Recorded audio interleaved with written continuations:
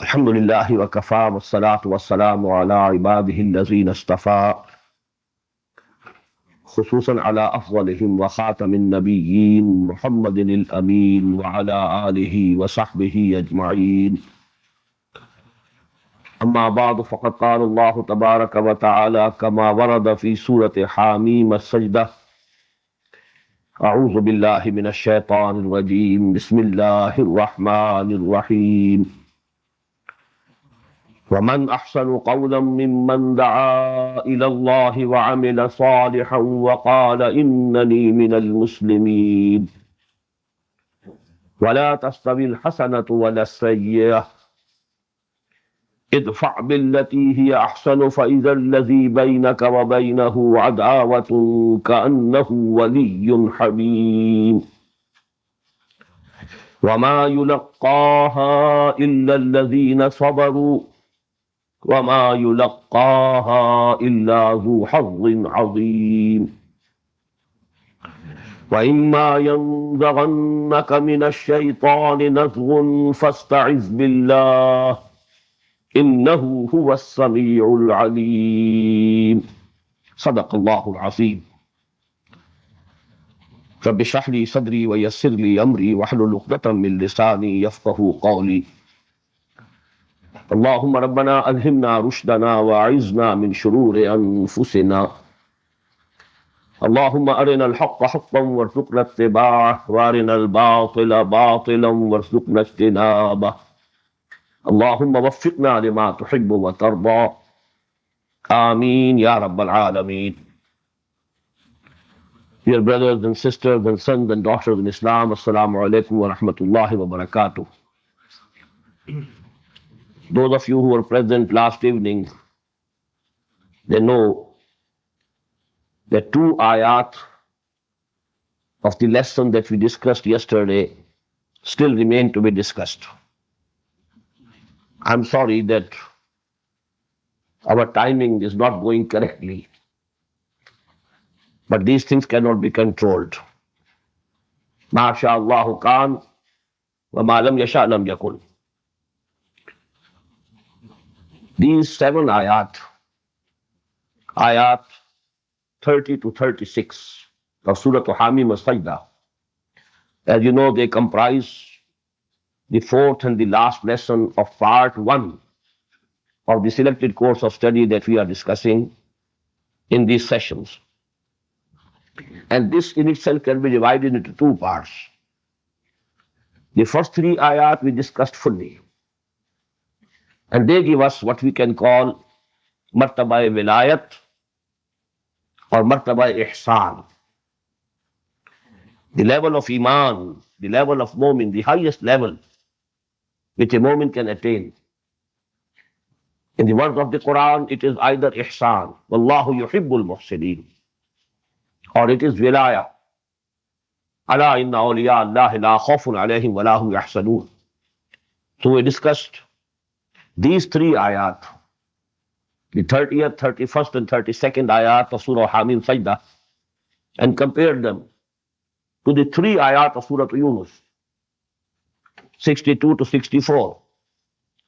ألا إن أولياء الله لا خوف عليهم ولا هم يحزنون الذين آمنوا وكانوا يتقون لهم البشرى في الحياة الدنيا والآخرة إلى آخر الآية.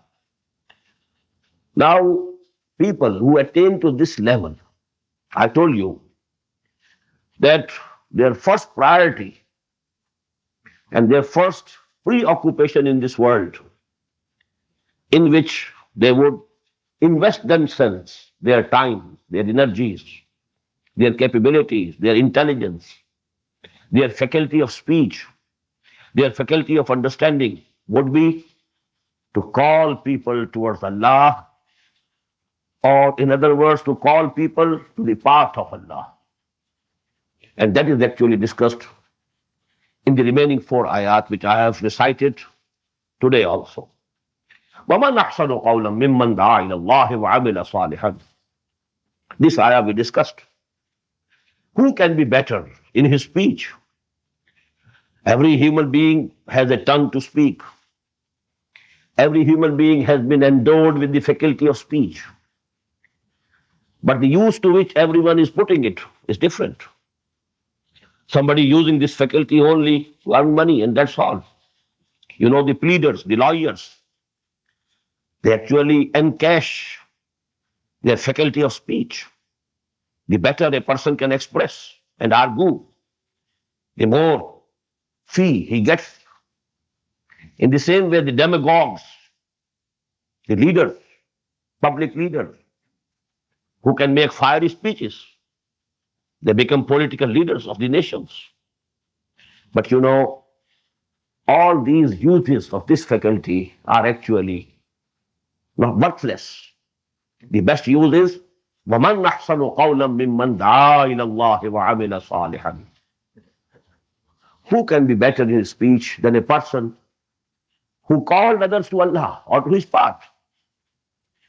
And when calling towards Allah or to his path, his own character, his own seerah, his own behavior, that should be according to the dawah that he is presenting to the people.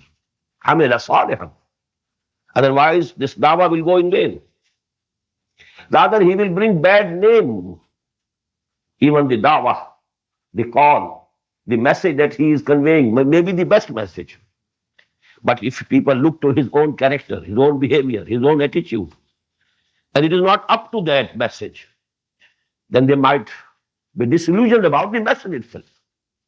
So here, Amal Salih actually, that is mentioned as a support, a necessary prerequisite for a successful da'wah.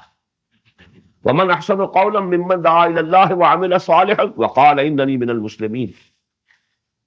This last part of this ayah, as I told you, is either expressing humility, not arrogance. I am also a Muslim. I am also a sinning person. I also commit mistakes. But let us get up.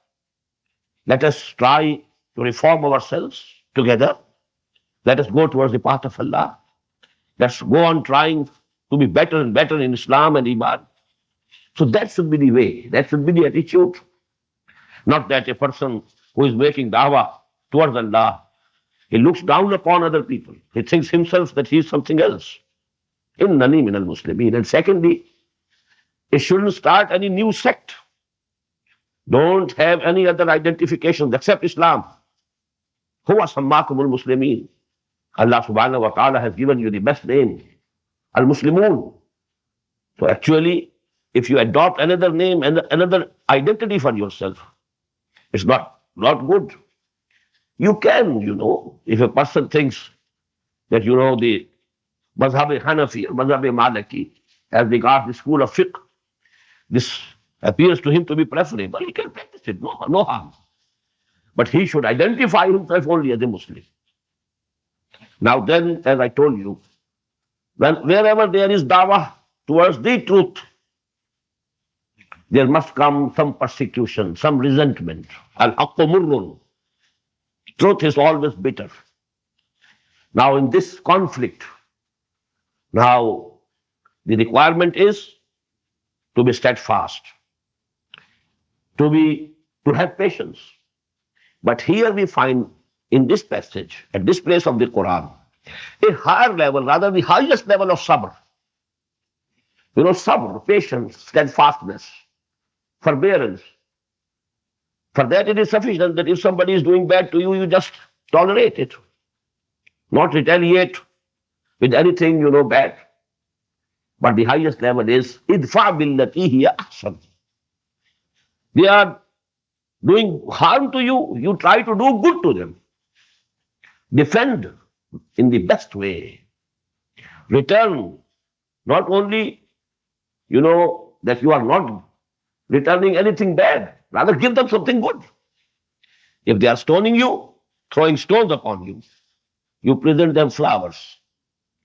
If they are calling names to you, Sha'ir, Majnoon, pray for them. Oh Allah, guide these people, guide my nation. Ihdi qawmi, innahum la ya'lamoon. They are misguided. They don't know. They actually don't know what they are doing. So this should be the attitude. This is the highest attitude of sabr, highest level of sabr. But for this, how natural is this that Allah subhanahu wa ta'ala is first of all enunciating a universal truth. Nobody can, deny it. وَلَا تَسْتَوِي الْحَسَنَةُ وَلَا السَّيِّئَةُ. Good and evil cannot be equal. Can anybody argue against it? Deny it? Good is good, evil is evil. وَلَا تَسْتَوِي الْحَسَنَةُ وَلَا السَّيِّئَةُ. Now, naturally, the result of good should be good. The result of evil should be evil. So if somebody is doing evil to you, you do good to him. You want a good result, good response. So you do good to him. What will be the result? idfa billati ahsan fa idha alladhi bainaka wa bainahu adawatun.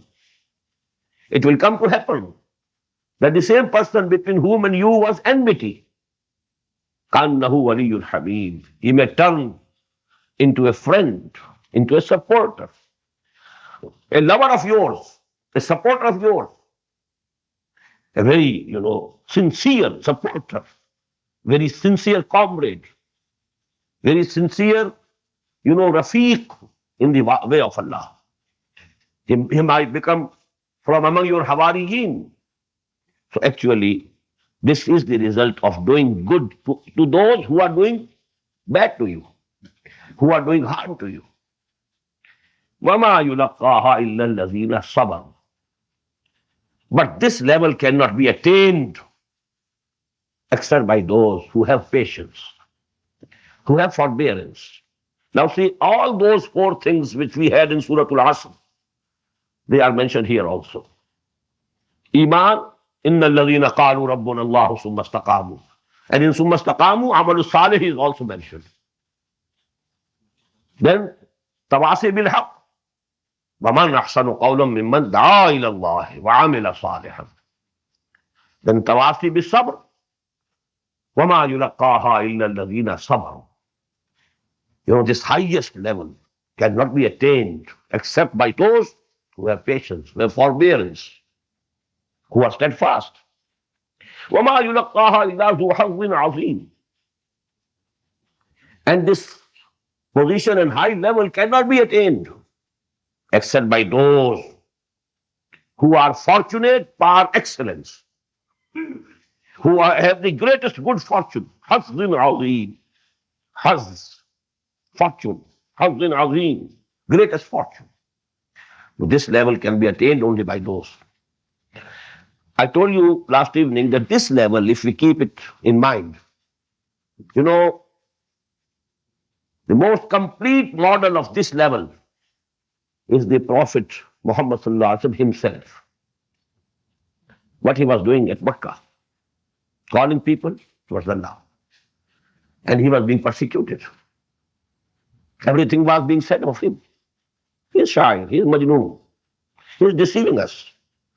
He is taking dictation from a learned person whom he has kept in his house secretly. He gets iktatabaha, he gets dictations every morning, every evening. And then he comes, and says that it is a revelation which is coming to me. All these things. But what he was doing, praying to Allah, standing in the night, praying for their guidance. Oh Allah, guide them. And he was taking names of people.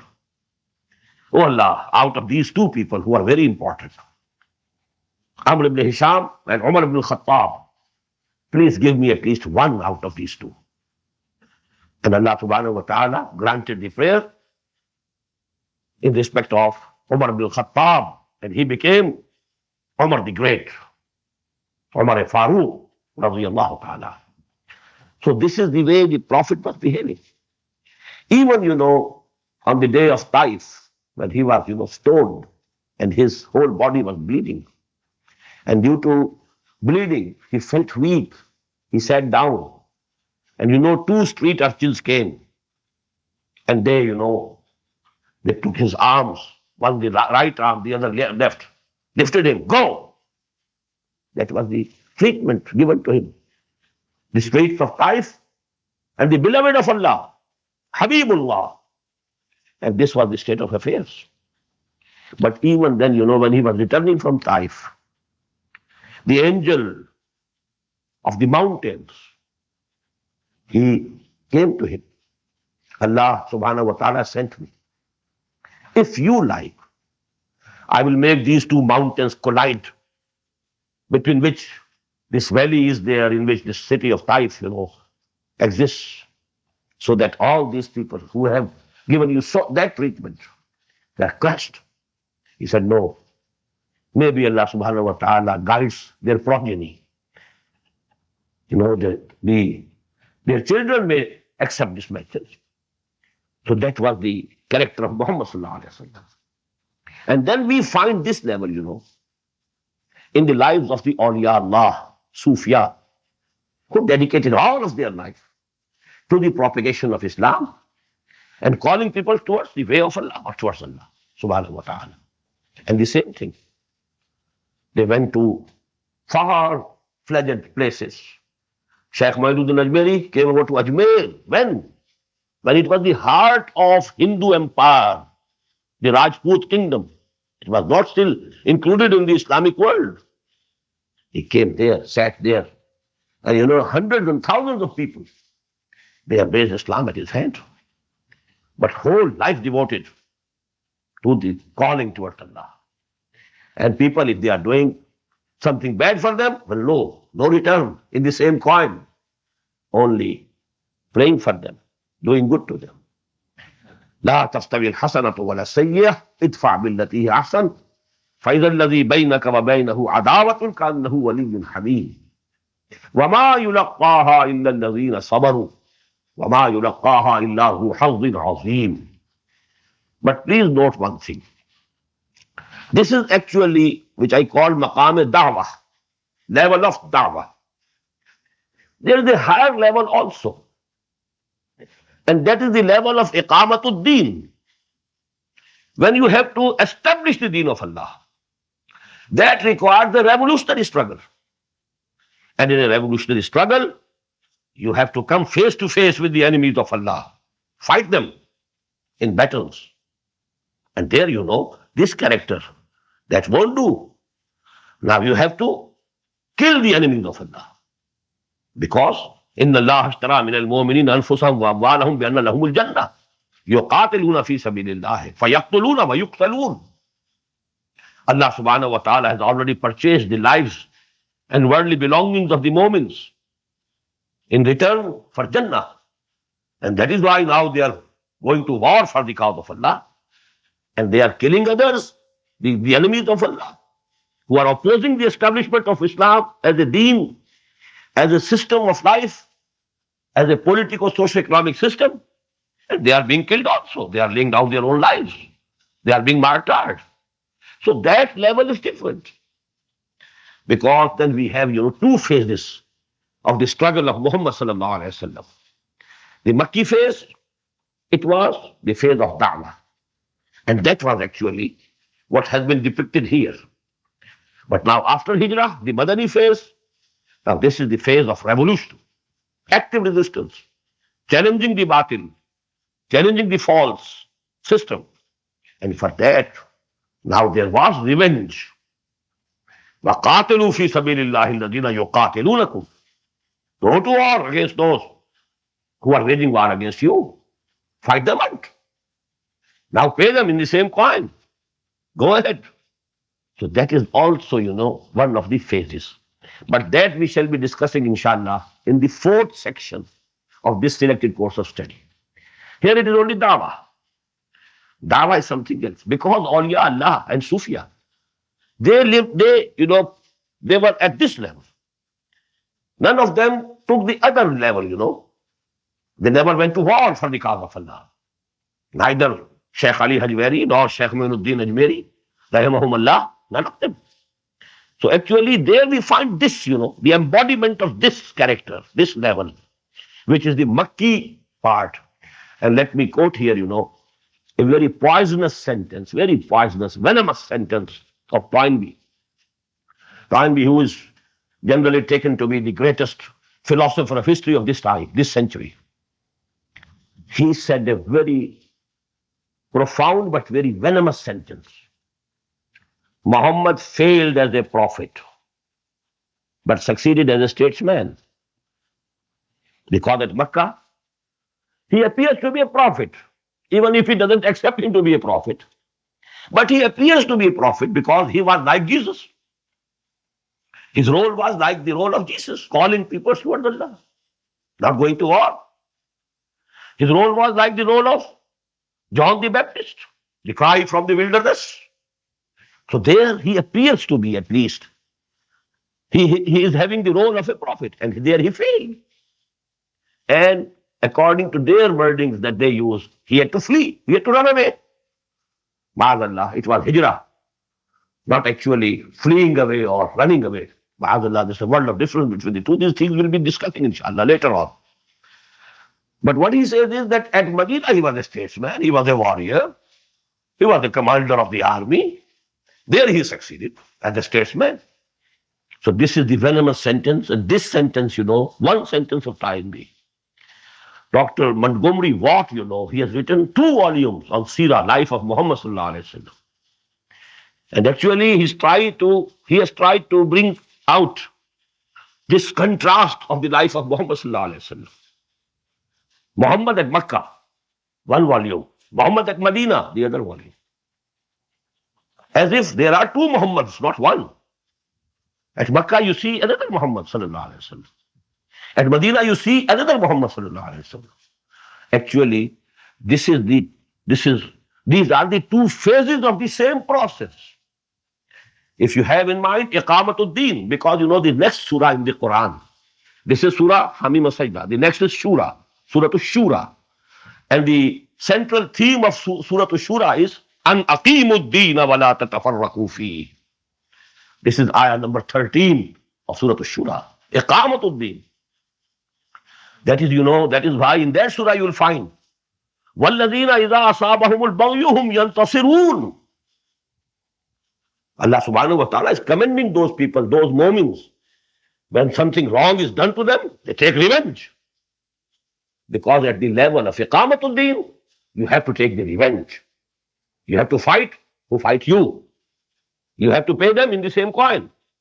But at the level of Dawah, this is, the rule. You may call, this one as the bhikshus of Buddhism. Because, at Makkah, there's no doubt. Muhammad sallallahu alayhi wa sallam, وَالَّذِينَ مَعَهُ رَضِيَ اللَّهُ تَعَالَى عَنْهُمْ. They were behaving in this way, calling towards the path of Allah, not retaliating, not doing any harm to anybody, not taking any revenge, no retaliation. But on the contrary, in return of their bad things, they were doing good things to them. And that is actually necessary thing for dawah to proceed and succeed. But that is not all. After dawah, then iqamatul deen. When you have to establish deen of Allah as a political socio-economic system, now the requirements will be different. That inshallah we shall discuss later. Now the final ayah. وَإِمَّا يَنْزَغَنَّكَ مِنَ الشَّيْطَانِ نَزْغٌ فَاسْتَعِذْ بِاللَّهِ.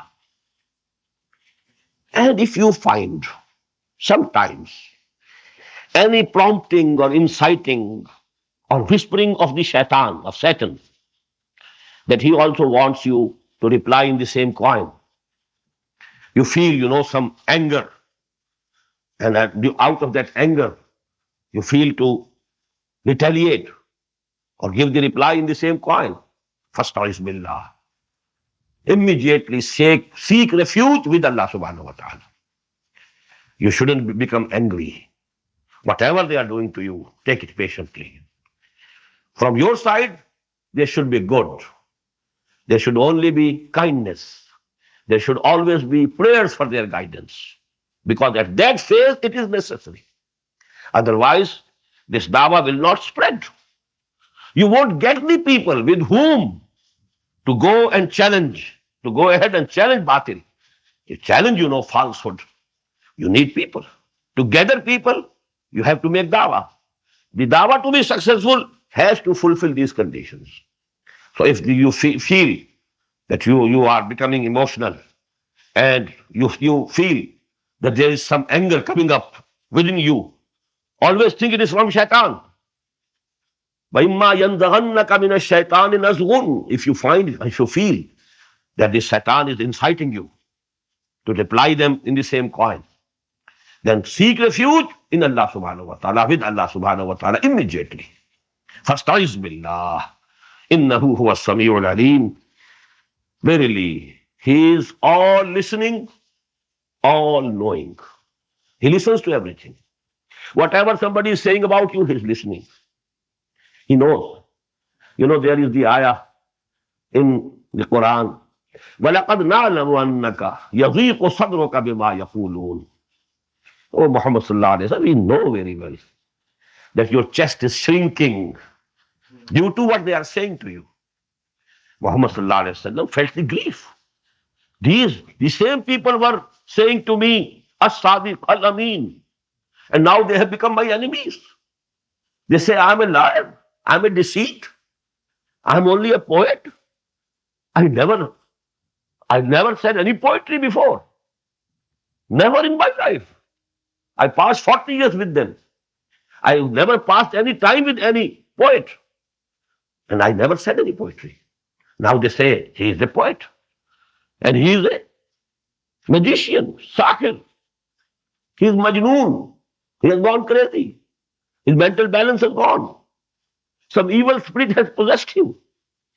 وَلَقَدْ نَعْلَمُ أَنَّكَ يَزِيقُ صَدْرُكَ بِمَا يَقُولُونَ. And you find, in Surah Al-Muzammil, وَاصْبِرْ عَلَى مَا يَقُولُونَ وَاهْجُرْهُمْ هَجْرًا جَمِيلًا. Have patience on what they are saying. Bear it with patience. There should be no retaliation. During this phase of dawah, till that time that you have enough strength with you to come in the field and challenge, challenge falsehood, challenge shaitan, challenge the nizamul batil. Till that time, it is necessary. No retaliation, no revenge. And if you feel that something is coming up from the depths of your own personality, always think it is from shaitan. And take refuge, seek refuge with Allah subhanahu wa ta'ala. وَإِمَّا يَنْزَغَنَّكَ مِنَ الشَّيْطَانِ نَزْغٌ فَاسْتَعِذْ بِاللَّهِ إِنَّهُ هُوَ السَّمِيعُ الْعَلِيمُ. And please note one principle of the exegesis of Quran. Important subjects are discussed in the Quran at least twice. There are so many examples. We find this very ayah in Surah Al-Araf also. This very ayah. وَإِمَّا يَنْزَغَنَّكَ مِنَ الشَّيْطَانِ نَزْغٌ فَاسْتَعِذْ بِاللَّهِ. The only difference is إِنَّهُ سَمِيعٌ عَلِيمٌ. There is the adjective in the common noun. And here it is the name of Allah subhanahu wa ta'ala in proper noun. Innahu huwa as-sami'ul alim. And there it is, innahu sami'ul alim. That's all. The only difference is this very minor difference, otherwise the same ayah. وَإِمَّا يَنْزَغَنَّكَ مِنَ الشَّيْطَانِ نَزْغٌ فَاسْتَعِذْ بِاللَّهِ. Now I propose to present before you a comparative study of the 4 lessons that are included in part 1 of this selected course of study. As I told you, in all the 4 lessons, the same 4 prerequisites or preconditions for salvation or success are given. Although the terminology is different, different words are used, but you will find that all these 4 passages, 4 places of the Quran, they contain, it is in the form, of a graph. And the graph always has, a horizontal line, the base line. And then, a perpendicular line. These are the levels. Base line, Surah Al-Asr. وَالْعَصْرِ إِنَّ الْإِنسَانَ لَفِي خُسْرٍ إِلَّا الَّذِينَ آمَنُوا وَعَمِلُوا الصَّالِحَاتِ وَتَوَاصَوْا بِالْحَقِّ وَتَوَاصَوْا بِالصَّبْرِ. Iman, righteous deeds, enjoining one another to the truth, and enjoining one another to patience. Now you come to the higher level, Ayatul Bir.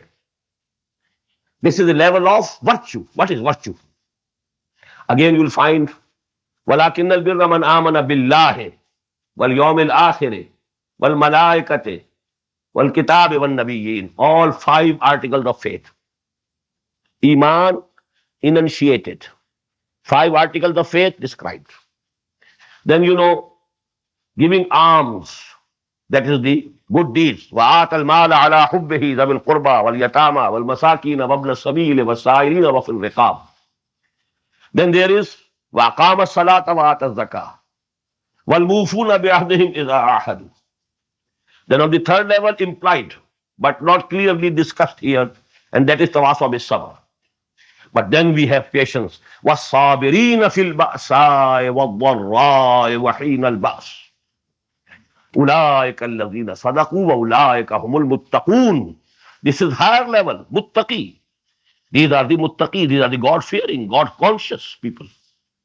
Now you come to the third level, and that is the second section of Surah Al-Luqman.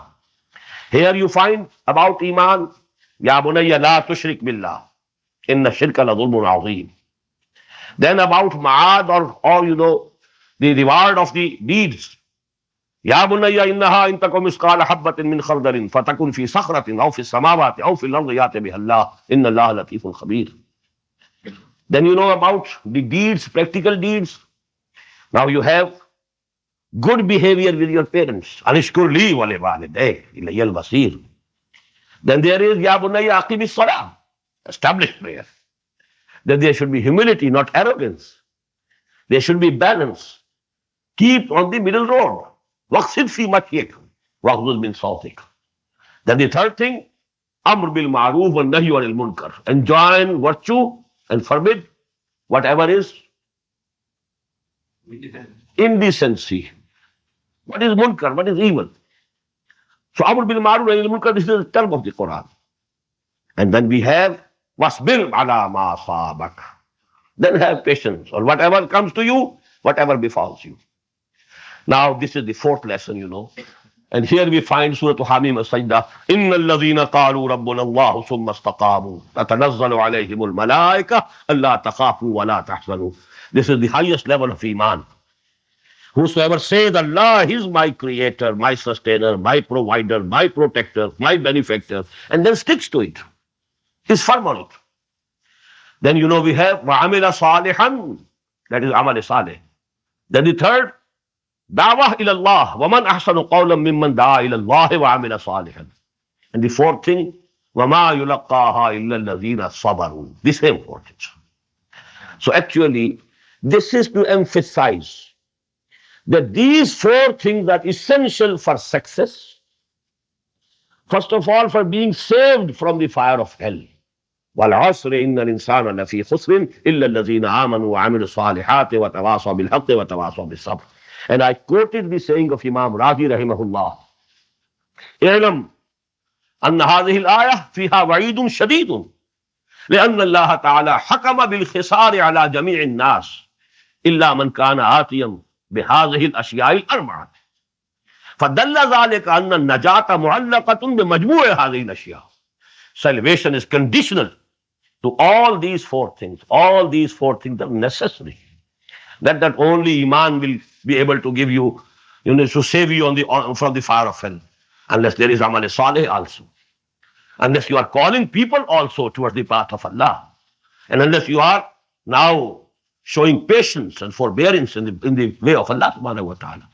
All these four things which are logical, they are necessary. So this is actually a comparative study. And now, in Urdu I have this. And the copies will be available to those who understand Urdu language. They will inshallah get it after this dars. Now we come to the next lesson, and this is Surah Al-Qiyamah. And this is actually the fifth and the last lesson of part 2.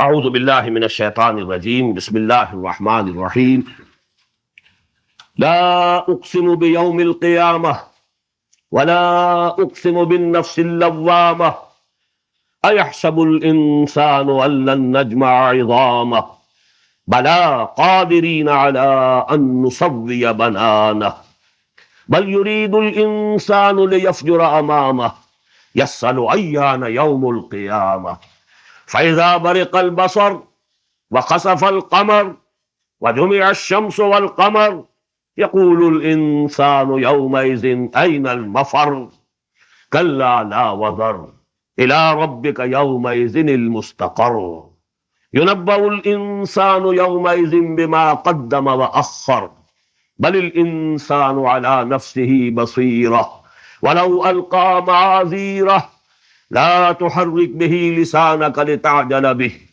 إن علينا جمعه وقرآنه فإذا قرأناه فاتبع قرآنه ثم إن علينا بيانه كلا بل تحبون العاجلة وتذرون الآخرة وجوه يومئذ ناظرة إلى ربها ناظرة ووجوه يومئذ باسرة تظن أن يفعل بها فاقرة كلا إذا بلغت التراقي وقيل من راق وظن أنه الفراق والتفت الساق بالساق إلى ربك يومئذ المساق فلا صدق ولا صلى ولكن كذب وتولى ثم ذهب إلى أهله يتمطى أولى لك فأولى ثم أولى لك فأولى أيحسب الإنسان أن يترك سدى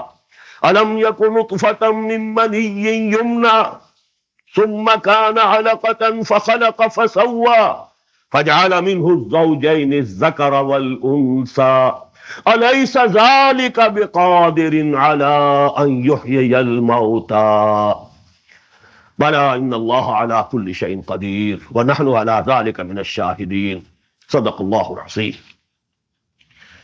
Now about this lesson of ours, please note a few points, preliminary points. I told you in my first lecture regarding the introduction to the Quran that number one, the style of Quran is that of oratory. And I have, recited this surah just as an orator addresses an audience. And this style of the Quran can best be understood with reference to the early Meccan surahs, oration. And what are the constituents and necessary aspects of oration? In the oration, you have an audience before you. And what those people think, the speaker, the orator, whosoever is addressing them, he keeps in mind what are their beliefs, what are their thoughts. And he doesn't refer to those in words because it is understood. I know what you think. So actually, those things you can understand between the lines. And unless you know what are the beliefs and thoughts of the people who are being addressed, you won't be able to understand that piece of oration that, has to be kept in mind. Then in oration, oratory, there is change of address. Sometimes those people who are present, they are addressed as if they are not present in the third person. Sometimes those who are not present in the audience, the speaker addresses them as if they are present there in the audience.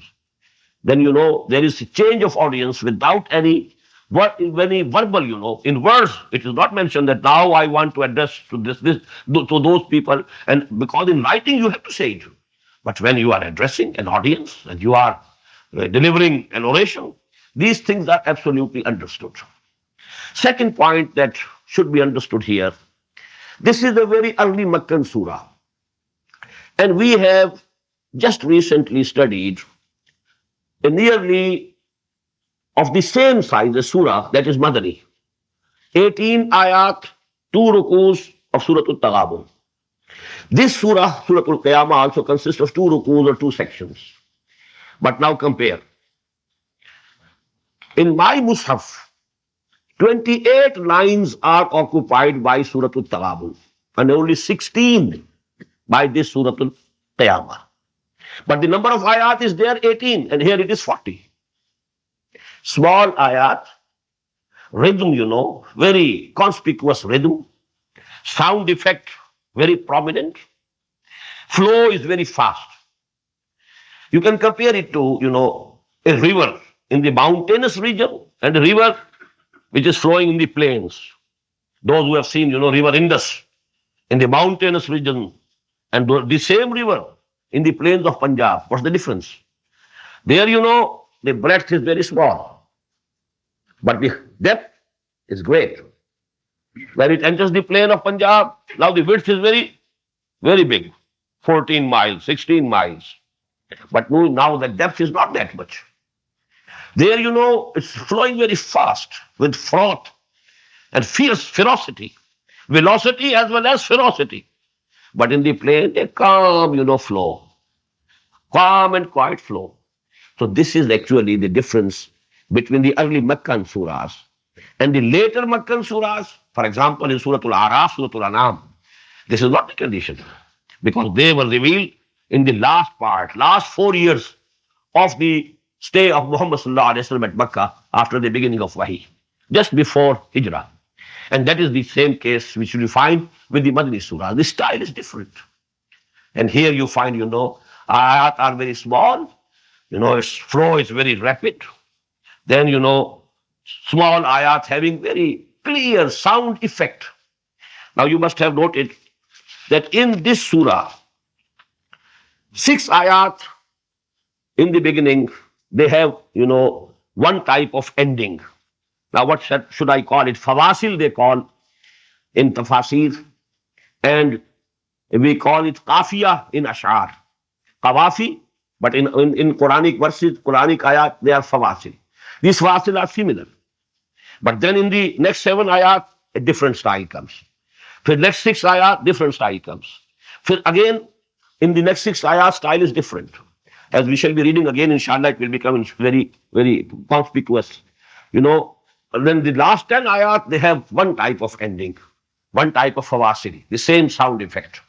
So actually, these surahs are those surahs which moved the people, about which, this couplet from Maulana Hali is very good. वो बिजली का कड़का था या saute Hadi अरब की जमीन जिसने सारी हिला दी. There was a sort of,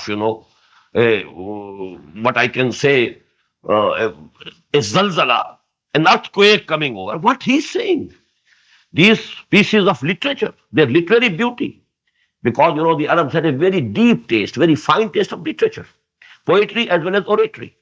When these orations came and Muhammad sallallahu alaihi wasallam were proclaiming them, and he stood and he was addressing people with these ayat, he never made his very few speeches we find from Muhammad sallallahu alaihi wasallam.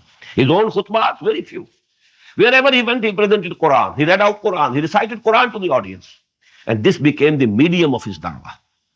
So with these preliminary points, let us now study this surah. But for that also, keep one thing in mind. The main subject of this surah is the iman bil akhirah. That there is going to be resurrection. Then you will be rewarded according to your deeds. Good reward for good deeds. Punishment for the bad deeds. This is what we call iman bil akhirah. Now what was the controversy? We must understand first of all. The people who were being addressed by Quran, or for that matter by Muhammad sallallahu alaihi wasallam, they believed in Allah. There was none there. Maybe some microscopic minority who didn't believe in Allah. Just possible. But all people believed in Allah. They believed that Allah is the sole creator of the whole universe. In that way, they were muwahhideen. وَلَئِنْ سَأَلْتَهُمْ مَنْ خَلَقَ السَّمَاوَاتِ وَالْأَرْضِ لَيَقُولُنَّ اللَّهُ. If you ask them, who created the heavens and the earth? They will surely say Allah. So there was no, in their beliefs, creation was only by Allah subhanahu wa ta'ala. Only they believed in some small gods also, gods and goddesses. And they thought, they recommend us, they are the beloveds of Allah subhanahu wa ta'ala. They are like daughters to Allah. And though, banat, daughters. And just, as a father cannot refuse anything that a daughter is asking. So Allah subhanahu wa ta'ala will not refuse. If these daughters of Allah, they recommend us for anything, Allah subhanahu wa ta'ala will accept it. So that is why we are worshipping them also. They are actually our recommenders with Allah. Haulai shufa'auna indallah. These gods and goddesses, this Hubal and Lat and Uzza and Manat, they are our recommenders. They are shufa'a. Haulai shufa'auna indallah. Number one, this point should be absolutely clear. That they believed in Allah. They believed that He is the sole creator of all universe, all heavens, or all earth. And He has no partner in creation. But in the working of this world, this universe, there are assistants, there are His deputies, there are some, deities who are very dear to Him, and they will actually, if they recommend us to Him, He will grant their requests. So that was their position about Allah or Iman Billah. Secondly, some of them did believe in Akhirah also. But then they said that these, goddesses and gods, they will recommend us, they will help us there. If they recommend us, Allah will forgive us. Allah will take us to Jannah. And we need not do anything else because we are worshipping them. So they will recommend us. But there was quite a large number of people in Arab at that time who were being addressed, by Quran and by Muhammad sallallahu alaihi wasallam, who refused to accept Akhirah. And the basis of their refusal was, how is it possible? When we shall die and, we shall become just clay and there will be only bones will remain, old bones. How can we be resurrected? How can we be, raised from the dead? How is it possible that even our forefathers who died long before, they will also be resurrected? No, it's impossible. It's a very far-fetched thing that Muhammad is saying. It's impossible. So this is actually their position. And keeping this position in view before you, then if you read these ayat, then you will understand. Because who are the people who are being addressed? And what was their belief regarding Allah? They believed Allah. But actually, the only thing was that they are not accepting the resurrection. Ba'as ba'dal maut. They are not accepting it. So as we found in Surah Al-Taghabun, Allah subhanahu wa ta'ala in one ayah, زعم الذين كفروا أن لن يبعثوا قل بلى وربي لتبعثن ثم لتنبؤن بما عملتم. These people are under the wrong notion that they will not be resurrected. They will not be raised from the dead. Say to them, O Muhammad sallallahu alayhi wasallam, surely, and I swear by my Allah, by my Rabb, by my Creator and Sustainer, you will be resurrected. لَتُبْعَثُنَّ ثُمَّ لَتُنَبَّؤُنَّ بِمَا عَمِلْتُمْ. And then you will be told and apprised of what you had done in this world. So actually, we can say that this whole surah, Surah Al-Qiyamah, is the exposition of that one ayah of Surah Al-Taghabun. The same style, the same thing discussed at length. And these, and some of the points which have been discussed here, we discussed those points in our introductory lecture to the Quran. The compilation of the Quran, how it was compiled. This is also discussed here. So because these subjects have already been discussed, inshallah, we shall be able to complete the study of this surah, although it is a lengthy surah, 40 ayat. But inshallah, we shall be able to complete it today. Now we are beginning with this preliminary discussion. La uqsimu bi yawmil qiyamah. Here some people have said that law is additional. It doesn't mean anything here. We very much disagree with this point of view. There's nothing in Quran that is meaningless and absolutely additional. Everything is meaningful.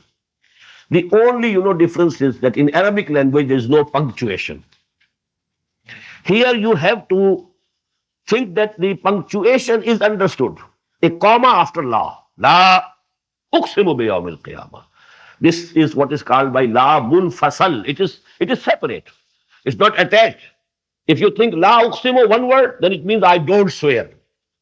But if it is la uqsimu, nay, I swear by the day of judgment. Now this nay means that what you think is wrong. You are doubting, but all your thinking is baseless. Nay, I swear by the day of judgment. So here this nay is very impressive, very meaningful, very eloquent. Nay, uqsimu bi yawmil qiyamah. I swear by the day of judgment, or by the day of resurrection. Or some of the translators, especially Allama Asad has translated, I call the day of resurrection to witness. Now, in Urdu, mostly we think that Yawmul Qiyamah is the doomsday. Qiyamat, we use it for the doomsday. In Quran, actually, Qiyamah is the day of the resurrection. The doomsday is As-Sa'ah, Al-Qari'ah, Al-Haqqah, As-Sa'ah, the hour. Inna Sa'ata Adha wa Amar. That time of doom, when there will be a great disturbance in this universe.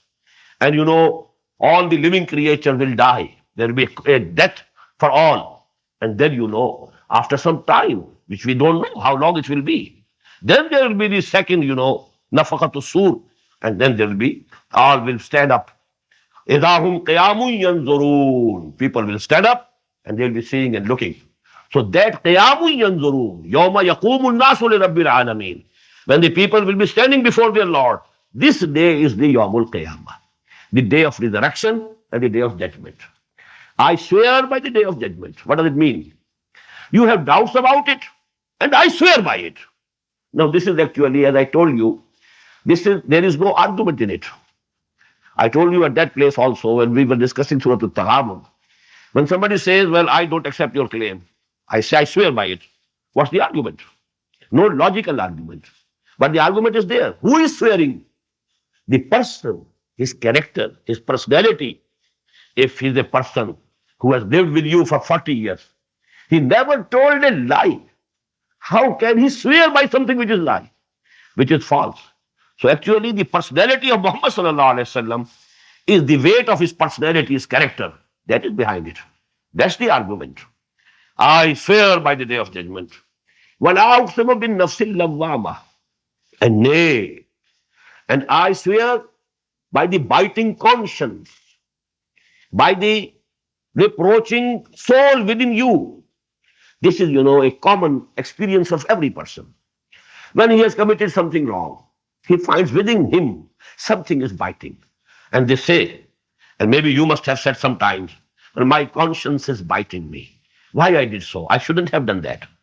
I did so out of mistake. Maybe it was, a timely, emotional moment, and I committed an error. But now, my own, something within me, which you call the conscience. What is conscience? Conscience is something within you which reproaches you when you have committed something wrong, something unjust. When you have done something wrong to somebody, now there is something within you which is reproaching you. And this is actually a proof of what? That the human nature knows what is good, what is bad. The differentiation between ma'ruf and munkar is known to human nature. And we have seen in detail that if this is a fact, the moral law, according to the words of Kant, the moral law within, if the moral law is actually, it's not baseless, it is real, it's a reality, then good must beget good, evil should beget evil. The result should come out. And the results in this world, we don't find. There are people who have no scruples, and they are living lives of luxury. They have all the amenities of life with them. They are exploiting others. They have, trodden over the rights of the others, other nations. They are exploiting nations. And they are, very comfortable in this life. And there are people who dedicated their lives to something good, for public service, for service to humanity. And they had to starve in this world. Maybe they didn't have 2 square meals a day. Keep before you the example of Muhammad sallallahu alaihi wasallam. What did he get out of this world? And he dedicated all his life, energies, his capabilities. Everybody must, if you read Dr. Montgomery Wass, the book, Muhammad at Medina, he has used all the superlatives of praise for Muhammad sallallahu alaihi wasallam. Most intelligent, He had the understanding of the situation. He could assess the situation. He could assess people. He could know who is who. And he had the best sense of using the opportunities that came his way. All these things in the superlatives. But what did he get for himself or for his family? Fire didn't burn in the hearts of his home for several days at length. And they used to starve without food. So that is actually a proof that there must be some day of judgment. There must be another life where this true result of our deeds should appear. And good should beget good, and evil should beget evil. So this is actually, in an essence, this is the summary of those arguments that we have been discussing before. Regarding, the last ruku of Surah Al-Imran, we discussed at length how from Iman Billah we proceed to Iman Bil Akhirah. And this is here in the form of a swear, an oath. La uqsimu bi yawmil qiyamah, wa la uqsimu bin nafsil lawwamah, ayahsabu al-insanu an lan najma'a izamah. Does man think that we shall not be able to gather and assemble his bones? He thinks that when I'm dead, my bones have also decayed, my flesh would have become clay and mixed with clay. How can I be resurrected? أَيَحْسَبُ الْإِنسَانُ أَنْ لَنْ نَجْمَعَ عِظَامَهُ Bala. Why not? Qadirina. Kunna. Here, it is understood. Kunna Qadirin. Qadirina ala an nusawwiya banana. We have the power. We have the authority. We can, not only assemble his bones, but we can reconstruct even his fingertips in the best of the way. The whole body will again be reconstructed, restructured. Bala qadirina ala nusawwiya banana. Bal yuridu al-insanu liyafjura amamah. Now this gives an insight why they are denying this qiyamah, why they are refusing to accept resurrection and the day of judgment.